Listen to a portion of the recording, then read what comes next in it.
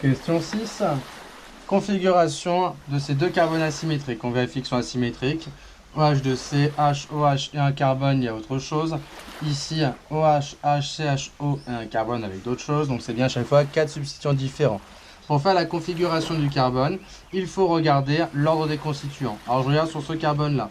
H, c'est le plus petit. Donc il va être quatrième.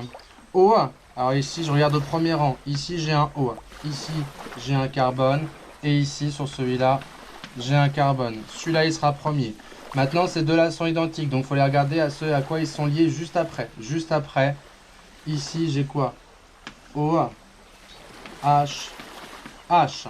Sur celui-là, j'ai quoi? Un carbone, un oxygène, un hydrogène. Carbone, hydrogène, oxygène. C'est celui-là qui gagne.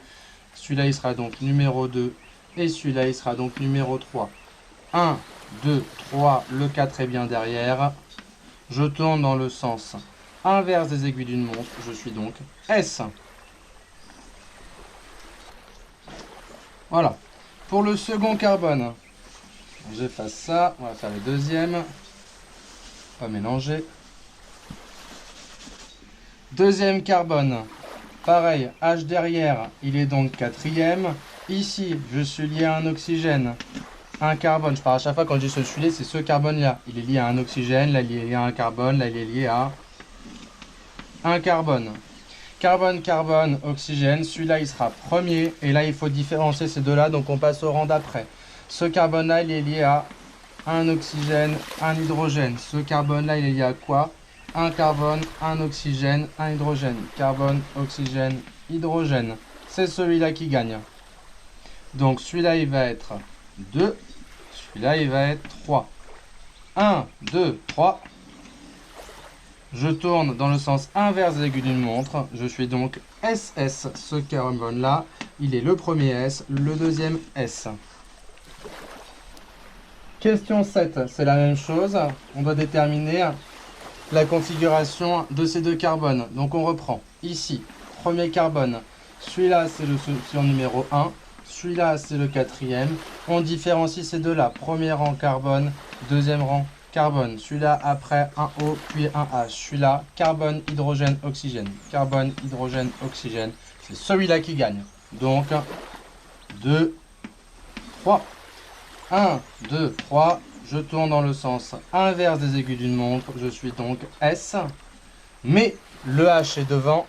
Donc, on inverse la configuration. Il est R, ce carbone-là. Deuxième carbone. Je réefface ce que j'ai fait en laissant la configuration sur ça.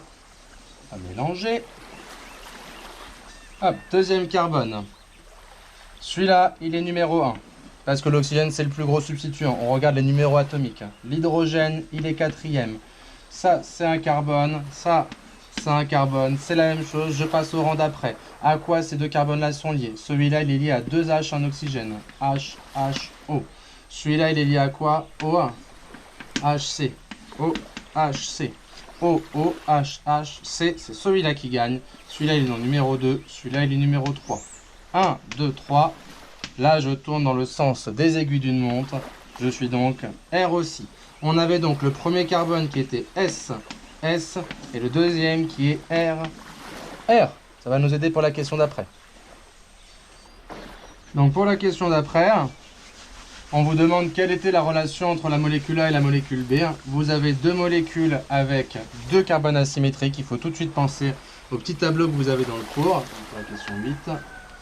R, R, S, S, S, R, R, S, R, S, S, R. Ça, ce sont des énantiomères. Ça, ce sont des énantiomères.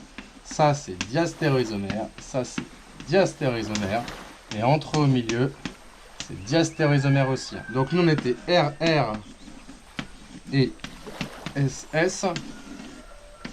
Ce sont donc les énantiomères.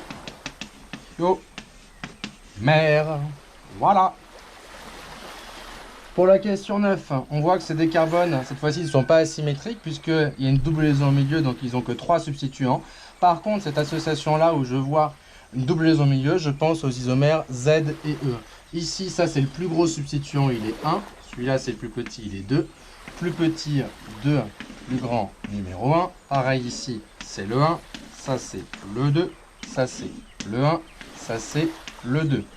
1, 1. Ça c'est l'isomère E. 1, 1. Ça c'est l'isomère Z. Et ce sont des diastéréoisomères. Ils ne sont ni superposables à leur image dans un miroir et ils ne sont pas non plus image dans un miroir. Donc pas image, pas superposable. Pour répondre à la question maintenant, ce sont des isomères, oui, ce sont des stéréoisomères. Et vu qu'on ne peut pas passer de l'un à l'autre par double liaison, puisque s'il y a deux liaisons, vous ne pouvez pas tourner, ça bloque, eh bien ce sont des isomères de configuration. Voilà.